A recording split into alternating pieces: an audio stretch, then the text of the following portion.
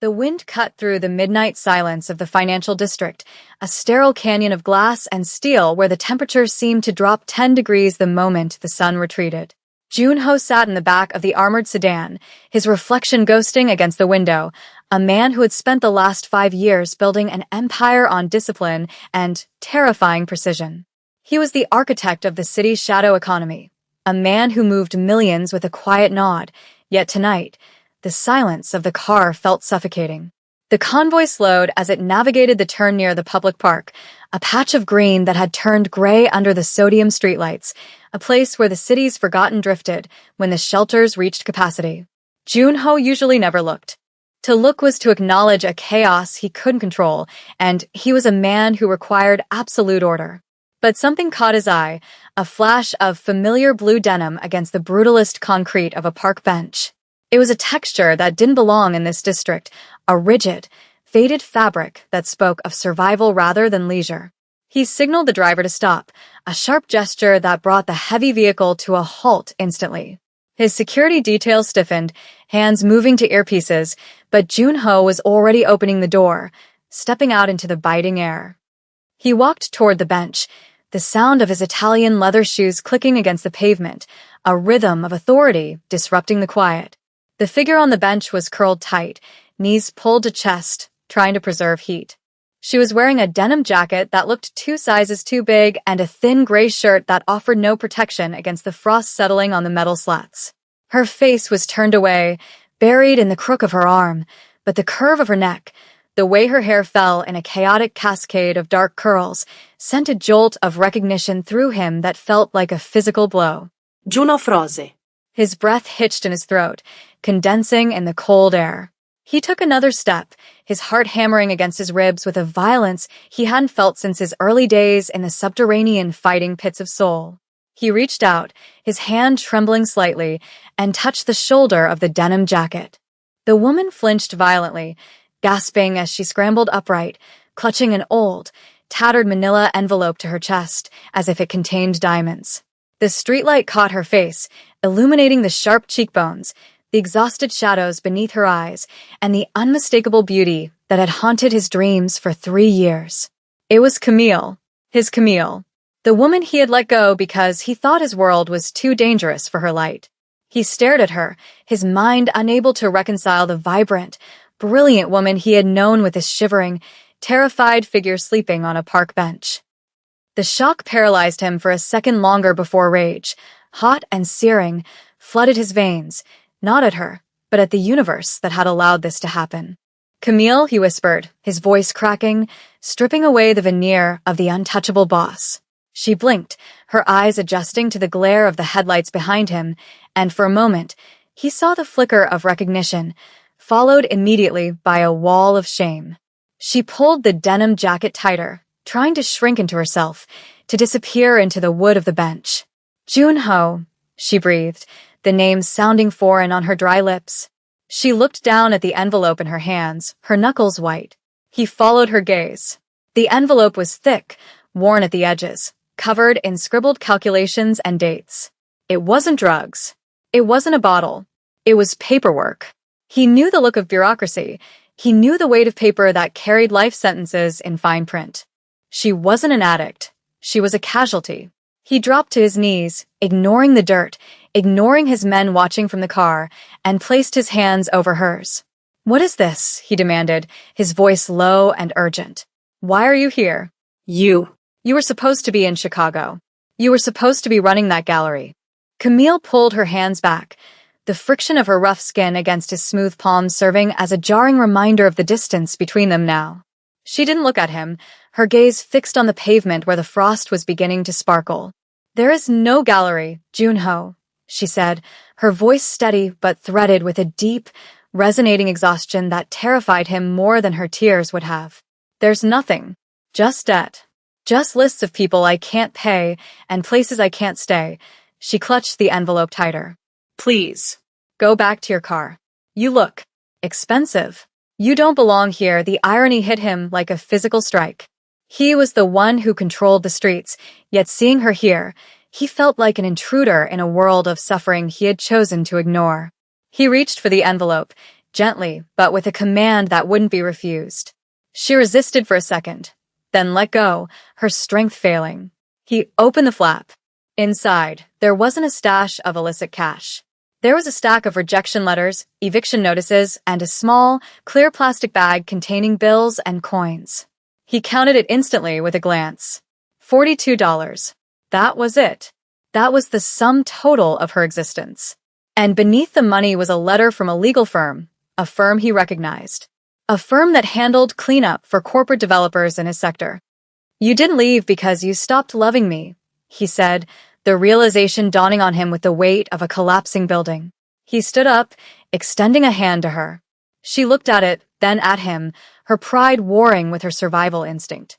"I left because I refused to be bought," she corrected, her eyes flashing with a sudden, fierce spark that reminded him of the woman who had once challenged him at a charity gala, the woman who had captivated him instantly. "And when you refuse to be bought by the wrong people, Junho, they make sure you can't sell your skills to anyone else." She tried to stand on her own, using the back of the bench for support, but her legs buckled. Junho moved faster than thought, catching her before she hit the ground. He swept her up into his arms, the lightness of her frame sickening him. She had lost weight, too much weight. "Put me down," she murmured, but the fight was draining out of her. "I can't go with you. I can't be part of your debt ledger."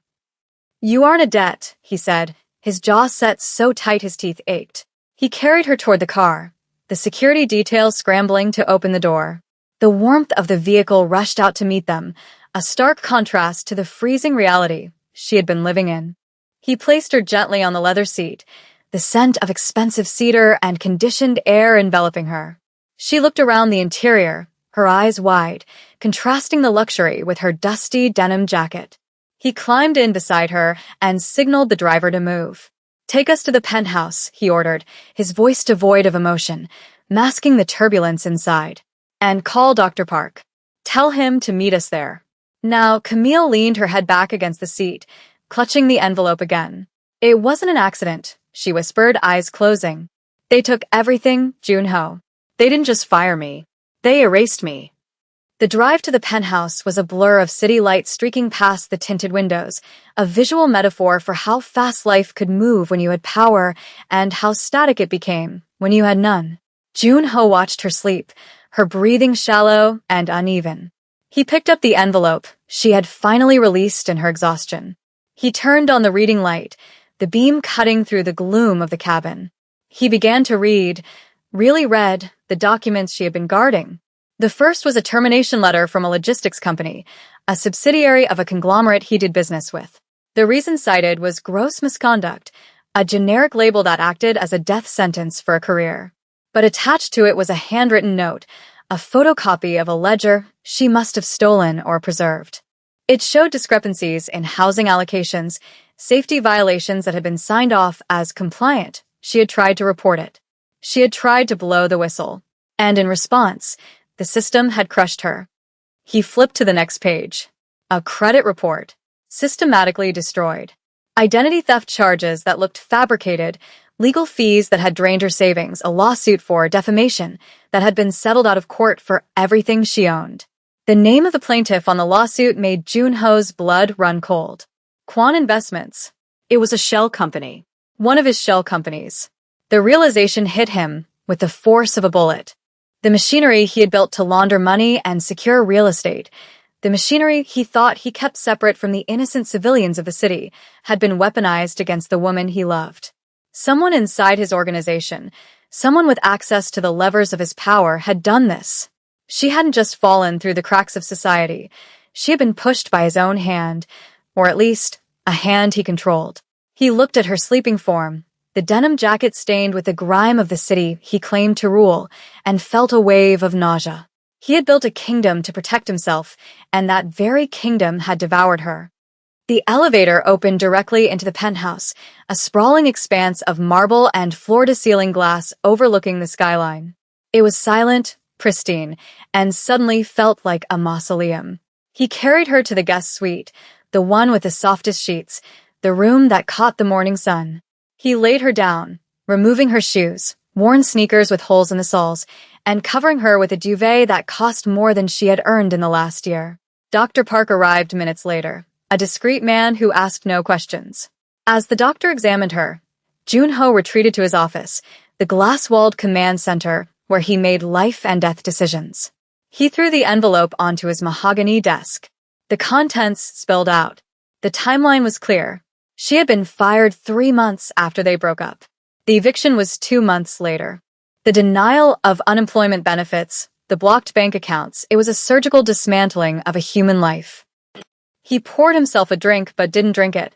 He stared at the amber liquid, seeing the reflection of a monster. He had thought leaving her was the noble choice, that his absence would keep her safe from his enemies. Instead, his absence had left her vulnerable to his own system. The door to the office creaked open. It wasn't the doctor. It was Camille. She was wrapped in a silk robe he had left for her, looking small but standing upright, her hand gripping the doorframe for support. "You know who they are," she said. It wasn't a question. It was an accusation. "I saw the logo on your laptop screen when we walked in. The crest. It's the same one on the eviction notice." Her voice was trembling, not with fear, but with a righteous, burning anger. "Did you do it? Did you hate me that much?" "No," Jun-ho said, the word escaping him like a plea. He walked around the desk, stopping a few feet from her, terrified to bridge the gap. "I didn't know. I swear to you, Camille, I didn't know." He gestured to the papers. This is a rot. A disease in my house. "I thought I was protecting you by staying away," she laughed, a dry, humorless sound that cut him deeper than a knife. "Protecting me?" She stepped into the room, her eyes locking onto his. "You built a world where money is the only god, Jun-ho. You empowered men who treat people like line items. You don't get to be shocked when that machine starts eating people you care about. You don't get to play the savior now just because you found me on a bench. I am not a stray cat. I am a consequence. I am what happens when men like you look away." Jun-ho stood in the silence of her verdict. She was right. He had delegated the cruelty, outsourced the brutality of his business to lieutenants and lawyers, washing his hands of the specific sufferings while reaping the general profits. "I will fix it," he said, his voice dropping to a dangerous register, the tone of a man declaring war. "I will burn it down if I have to. I will find the name on this paper, and I will make them pay for every second you shivered on that bench." He reached for his phone, ready to rain hellfire on his subordinates. "Stop," Camille commanded, her voice surprisingly strong. She walked over and placed her hand over the phone, preventing him from making the call. "If you just kill someone or fire someone or throw money at me, you haven't fixed anything. You've just balanced a ledger." She looked down at the papers on the desk, then back up at him, her dark eyes demanding something harder than violence. "There are others. The building they evicted me from, it wasn't just me. It was 20 families. The safety report I refused to sign? That warehouse collapsed last week. 3 workers are in the ICU. If you want redemption, Jun-ho, you don't get to just save the ex-wife you still find attractive. You have to save them all. You have to use this," she gestured to the opulent room, "to undo what you did." The challenge hung in the air, heavy and suffocating. It was a demand for a transformation he wasn't sure he was capable of. He was a mafia boss, not a saint. But looking at her, seeing the steel in her spine that the streets hadn't been able to break, he knew he had no choice. The romance wasn't in the rescue. It was in the reckoning. He slowly pulled his hand away from the phone and looked at her. "Tell me everything," he said, pulling a chair out for her. "Start from the beginning. Names, dates, locations." The sunrise broke over the city not as a symbol of hope, but as a harsh interrogation light, exposing the sprawling maps and documents that now covered every inch of the mahogany desk in the penthouse. They had been working for 6 hours straight, a feverish excavation of the truth that had buried Camille. The room smelled of stale coffee and the ozone scent of overheating printers. Jun-ho watched Camille from across the desk. She had finally stopped shivering, wrapped in a cashmere blanket he had draped over her shoulders, but her focus was razor-sharp. She was highlighting names on a spreadsheet, the roster of the evicted, the injured, the silenced. It was in this quiet chaos that the distance between them began to close, not with grand gestures, but with the soft, terrifying intimacy of shared burden. He saw her rub her eyes, the fatigue etching deep lines into her face, and without a word, he moved to the small kitchenette, preparing a cup of tea exactly the way she used to take it. Plenty of honey, a dash of cinnamon. When he placed the mug near her hand, her fingers brushed against his.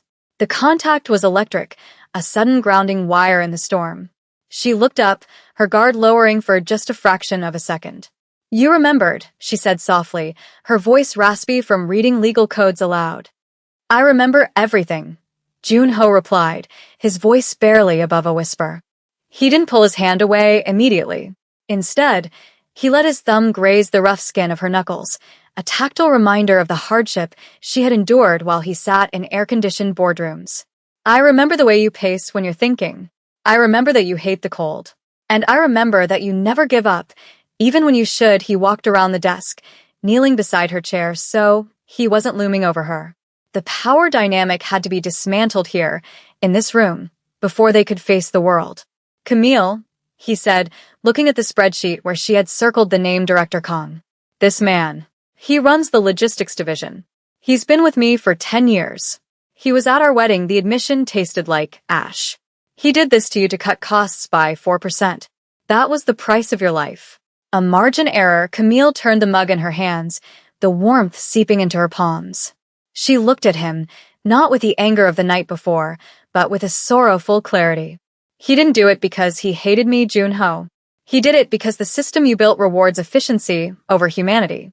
If we go into that room today, you can't just be the boss. You have to be the traitor to your own creation." She leaned forward, her forehead resting against his for a fleeting, desperate moment. "Are you ready to lose their loyalty to gain my forgiveness?"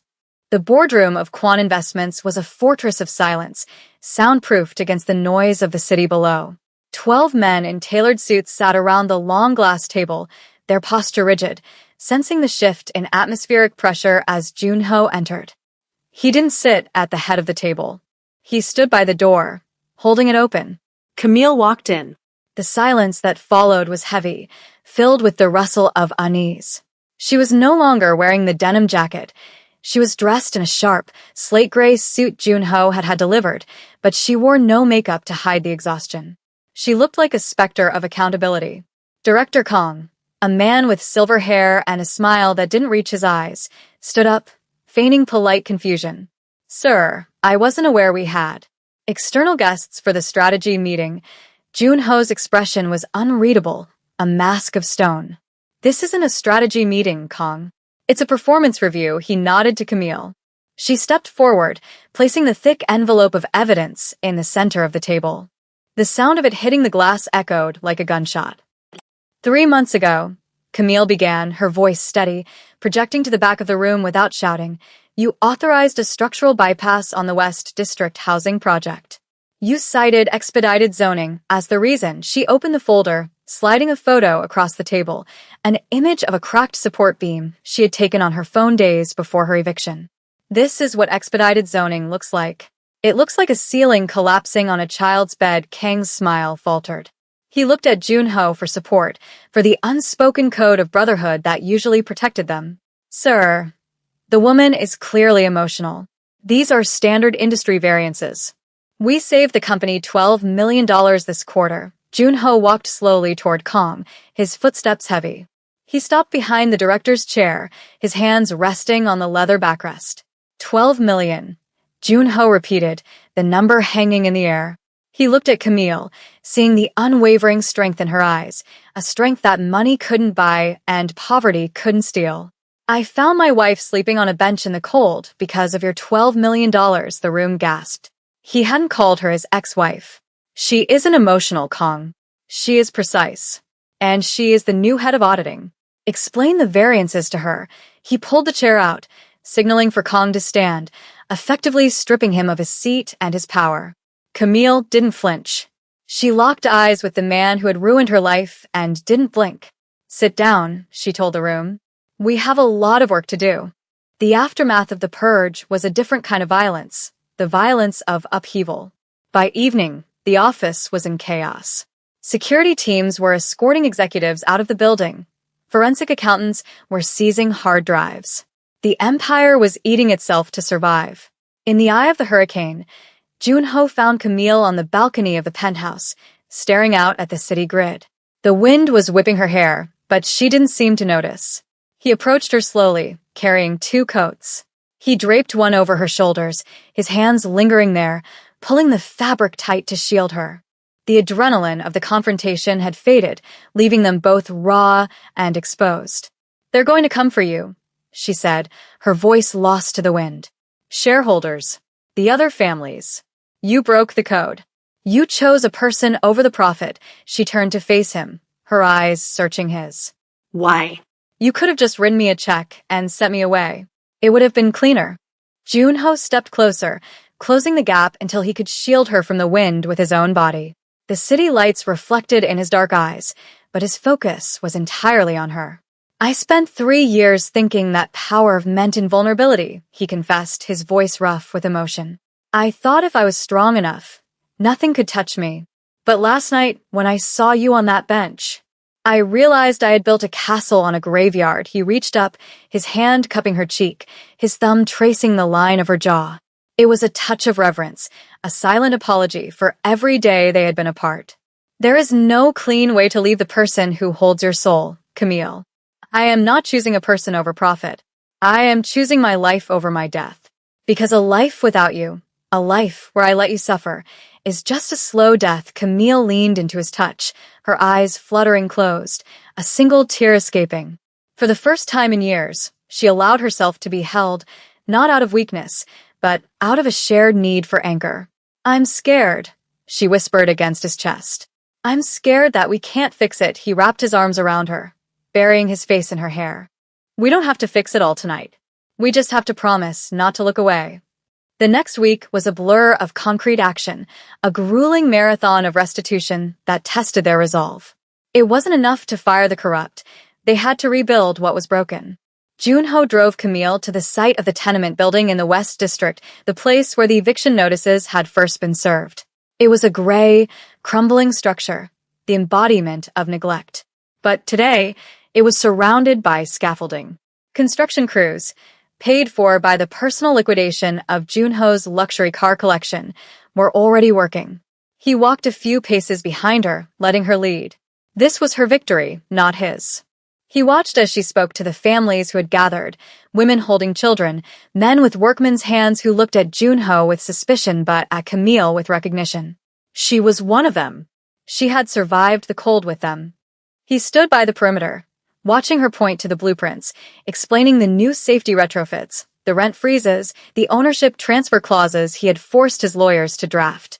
A young girl, no older than 5, ran up to Camille and tugged on her pants leg. Camille knelt down, smiling, a genuine, radiant smile that Junho hadn't seen in years. It broke him and remade him all at once. He realized then that redemption wasn't a destination, it was a daily labor. He walked over, joining the circle. He didn't speak over her. He stood beside her, a silent sentinel. When she introduced him not as the boss, but as the partner who was going to make this right, the suspicion in the crowd didn't vanish, but it softened. He handed a pen to the community leader to sign the new deed.